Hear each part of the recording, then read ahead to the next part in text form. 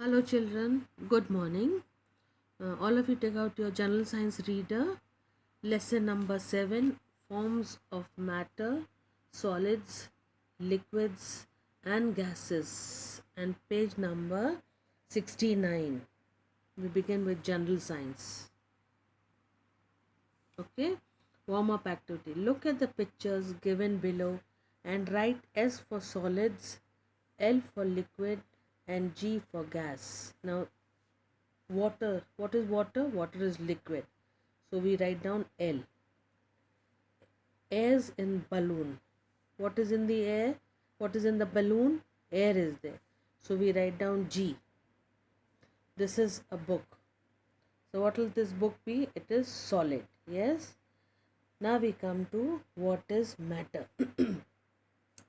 Look around the classroom and name any 10 things that you see, such as people, books, and board.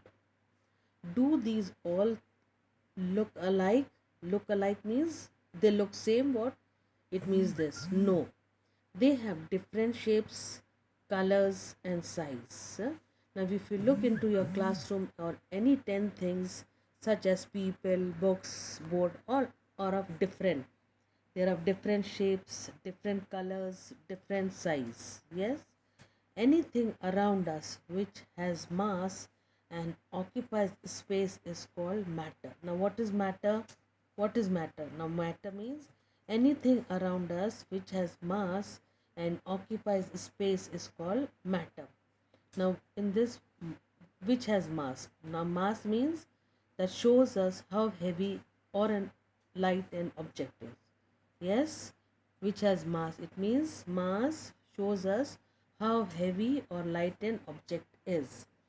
So, which of these has more mass? A feather or a notebook? Notebook. An elephant or a monkey? An elephant. Yes. Now, matter exists in three different forms. In three different forms: solid, liquid, and gases. Matter exists in three different forms: solid, liquid, and gases. Solid means like this: solid, gases, and liquid. Let us learn how to find the form of any matter. Solid. Look carefully at a book. What is its shape? How much shape does it occupy? How does it feel? How much space does it occupy means how much place it is taking. Now turn to next page, page number 70. Does it change its shape or occupy less or more space when you put it somewhere else? Now somewhere else we learn here, and book is an example of a solid. Book is an example of solid. It does not change its shape or occupy more space. Now book will not change its shape also or occupy more space, means take more place when it is put on a shelf or a bag. If you put it on a shelf or in a bag, it is not going to occupy more space. What is this shape? That much only it will take. So a solid is hard. What is solid? It is hard. It has a definite shape and size and occupies a definite space. Now, what is book? Book is an example of solid. Solid has got a definite shape, means fixed shape. Definite shape means fixed shape and size, and occupies a definite space. Definite space, fixed space. Solids cannot flow easily on their own. No, solid don't flow. Why? Because they are have got a definite shape and size, and they are solid in form. A bottle, a watch, and rock are example of solids. Solid, yes. So these things are all example of solids. Can you name 5 solids objects that you see in your school? Eh?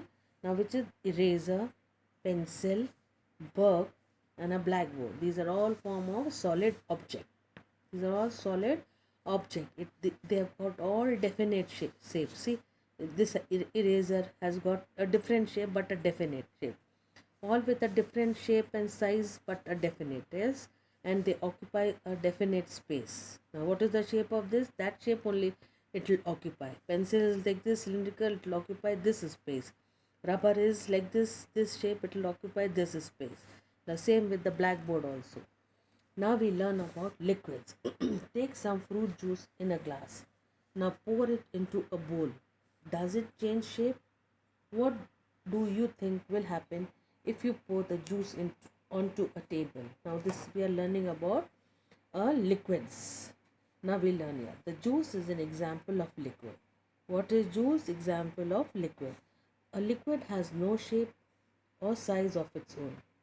It takes the shape of a container it is poured into. Now liquid has got no shape or size of its own. Yes, why? Because it takes the shape of the container. Container means if you pour it into a cup, it will take the shape of the cup. If you pour it into a glass, it will take the shape of the glass. If you pour it into a jar, that shape it will take. If you pour it into the jug, it will take the shape of that uh, container. So it is poured into it. So it takes the shape of the container it is poured into. If you put it into cup, into water bottle, into anything, it will take the shape of that. However, a liquid occupies a definite space. Now liquid occupies a definite space. Yes, but it has got no shape or size of its own, but it occupies a definite shape. The container it is poured into may be big or small, but the space it occupies remains the same. See, you will pour it into any of these containers. Yes, now this is glass. You pour the juice, it has taken the shape of this. Now if you pour the coconut oil into a bowl, it will take the shape of a bowl. If you pour milk into a shape of a bottle, it will take the shape of a bottle. If you pour it in this carton, it will take the shape of this carton. So but the space it occupies remains the same. Liquid can flow easily. Liquids flow easily, and they flow from a higher level to a lower level. Liquids can flow easily, and what they flow from a higher level to a lower level. Juice, oil, milk and honey are examples of liquid. Now examples of juice, oil, milk and honey are examples of liquids. Now you can say water you drink. Water is example of liquid. There are juice you drink. It's example of liquid. Yes. So they take the shape of they flow from a high level to a lower level. Yes. And but the shape it occupies remains the same. Now we come to gases. Blow air into a balloon. What happens to the balloon? Now release the air inside it. Release means leave it or take it out. What happens to the balloon when the air leaves it? When you take out the air from the balloon, what will happen? The air that we blow into the balloon is a gas. What we blow into the balloon, it is a gas. Like liquids, gases also do not have a definite shape. Like liquids, gas also do not have a definite shape or the size. They flow easily in all the directions. They will flow easily in all the directions. This is the reason we can smell a perfume even after afar. Now if you spray a perfume, what will happen? You can get the nice smell, sweet fragrance of the perfume. Yes, if the gas cylinder leaks, dirty smell comes. So we know this is not this thing good smell and something bad is smelling. If a gas leaks, at once we come to know why. Because they flow easily in all direction. If you spray perfume, we can smell good fragrance. Why? Because they flow easily in all direction. Air and water vapor, steams are example of gases. Okay. So now air and water vapor, that is steam, are example of gases.